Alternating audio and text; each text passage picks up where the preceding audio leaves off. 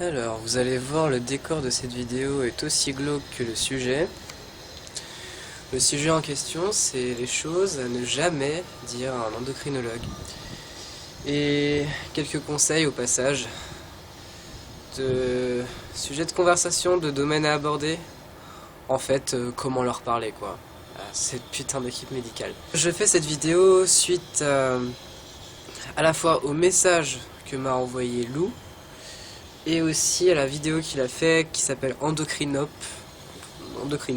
voilà, qui m'a rendu vraiment en colère en fait, parce que je me suis rendu compte que merde, il suit ma chaîne depuis un bout de temps et il a jamais capté le fait que mon endocrinologue c'était juste un connard, un pur connard, et en fait il est tombé sur cet endocrino aussi, et il en a chié. Ça m'est complètement égal qu'on me poursuive en justice pour ça ou quoi, mais je peux pas accepter que d'autres trans passent par là, qu'on aille voir cet homme à la fois incompétent et complètement biaisé dans sa vision du monde. Bon, premier truc, je donne son nom. Alors son nom c'est le professeur Yves Reznik. Yves donc comme Yves, Y-V-E-S, Reznik, R-E-Z-N-I-K.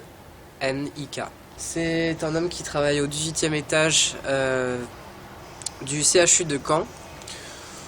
Donc il est prétendument le meilleur de son service, mais pour vous dire le meilleur de son service, si c'est ça, alors voilà.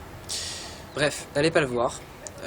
Si vous voulez avoir un témoignage du genre de choses qu'il peut faire, allez voir ma première vidéo, toute première de cette chaîne. Je vais faire un petit panel des choses à ne jamais dire à un endocrinologue, enfin un endocrinologue de ce type-là en fait, qui n'est pas du tout ouvert d'esprit, qui ne peut pas considérer les choses de façon autre que la binarité. Premier point justement des choses à ne jamais dire, je suis non-binaire. Ça marchera pas.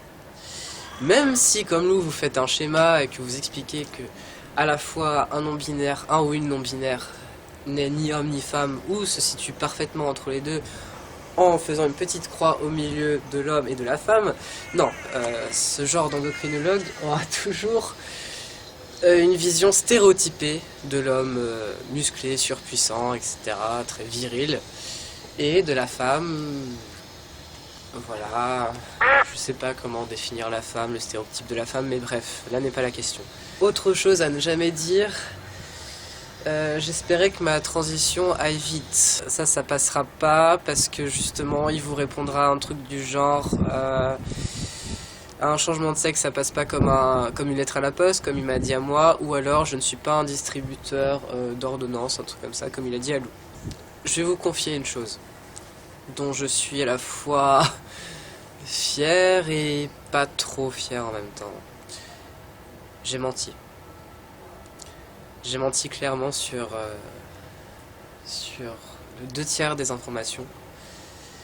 De 1, j'ai dit que j'avais fait mon coming out à ma mère et à mon père à l'âge de 18 ans, ce qui n'est pas le cas. Comme vous avez pu le voir, c'était le 21 décembre 2015. Voilà, donc à l'âge de 20 ans. Et que je me faisais suivre par un psychothérapeute depuis 6 mois. En réalité, le psychothérapeute, ça faisait même pas 2 fois, genre une fois. Je l'ai vu une fois avant l'endocrinologue. Et je sais pas ce qui m'a pris. Je pense que c'était sous l'effet de l'adrénaline ou quoi, ou même de la survivance. J'ai dit que ça faisait 6 mois que je me faisais suivre par un psy en fait. Là-dessus, j'ai dû m'arranger avec le psychothérapeute pour falsifier en fait une attestation où il m'a vu, où il a créé tout un panel de séances fictives qui évidemment n'ont jamais existé et qui ne devront jamais être réglées financièrement évidemment, pour que je puisse donner cette attestation au psychiatre ensuite, puisque je n'ai pas revu l'endocrinologue entre ce rendez-vous-là et celui du psychiatre. Je me suis rendu compte qu'il avait dit la même chose à Lou, qu'il fallait minimum 6 mois de suivi psychologique ou psychiatrique.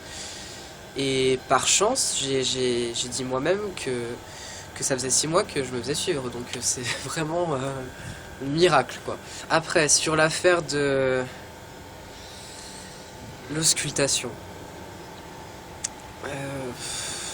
Merde, quoi. Merde. Franchement, si vous tombez sur un endocrino qui vous demande ça, restez très prudent. Genre très prudent. Enfin, j'ai été dans le même cas. Mentalement et même émotionnellement, j'étais dans le même cas que Lou, quoi. J'y ai pensé pendant 2-3 semaines. J'en rêvais, j'en cauchemardais. Enfin, c'est comme un viol d'intimité, en fait. Il est très technique, en fait, très froid, et je pense que je vais lui en reparler le 21 octobre, date à laquelle je vais le voir pour la prochaine fois. Ou d'ailleurs, je vais lui parler de la mammectomie, en fait. Mais je vais lui parler je vais lui parler de Lou, quoi. Je peux pas rester comme ça dans le silence. Je peux pas supporter qu'il fasse ça à plein de gens, quoi. Merde. Ça va trop loin. Ça va beaucoup trop loin. Et l'affaire de féminiser votre apparence, il n'est pas le seul à avoir eu ça, en fait. Moi aussi, bah, parce qu'il allait être androgyne que moi aussi, peut-être que le professeur Reznik n'arrivait pas à nous situer au niveau du genre, ce que je peux comprendre, mais c'est pas, enfin, c'est clair. Quand on dit je suis un homme né dans le corps d'une femme, et où je suis un homme trans, c'est clairement clair, il n'y a pas plus clair. En fait, avec ce genre de personnes, il faut être cash. Il faut pas tourner autour du pot, il faut pas essayer de rendre les choses subtiles ou un peu fines. Je lui ai dit comme ça, écoutez, je veux devenir un homme. Je suis un homme enfermé dans le corps d'une femme. Voilà, je veux suivre un traitement hormonal, etc. Machin. C'est là où il me disait ouh là là là là, ça passe pas comme lettre à la poste, parce que j'étais extrêmement cash et déterminé, en fait. Mais il faut être comme ça, en fait. Il faut être comme ça. Sinon, ils peuvent vous faire attendre pendant 2-3 ans, vous trouvez des petits trucs de merde. Et aussi la chose la plus importante à éviter ou à falsifier, c'est la question de votre orientation sexuelle. Si vous êtes attiré par les personnes du même genre que vous, que votre genre sera masculin et que vous êtes attiré par des personnes de genre masculin également, faut pas le dire. Tout simplement. Faut passer outre. Dites que voilà, vous êtes attiré par le sexe opposé, mais l'homosexualité chez les trans, c'est pas du tout accepté, et ça peut poser problème dans le changement d'état civil, d'ailleurs. Je dis ça parce que j'ai eu le témoignage, donc toujours de cette même femme trans qui m'a beaucoup éclairé dans plein de sujets. Le truc, c'est que elle est devenue une femme. Donc c'est une femme trans qui aime les femmes, en fait.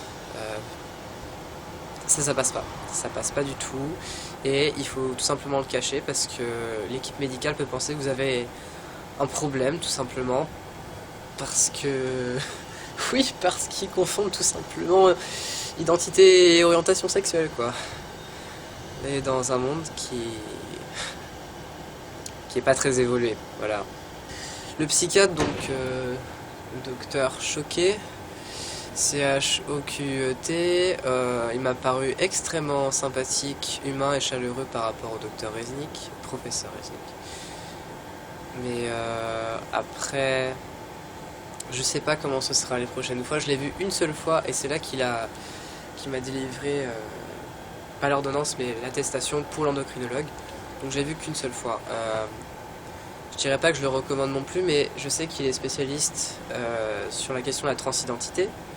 C'est d'ailleurs lui qui m'a appris le terme de transidentité, parce qu'avant je connaissais que le terme de transsexualité.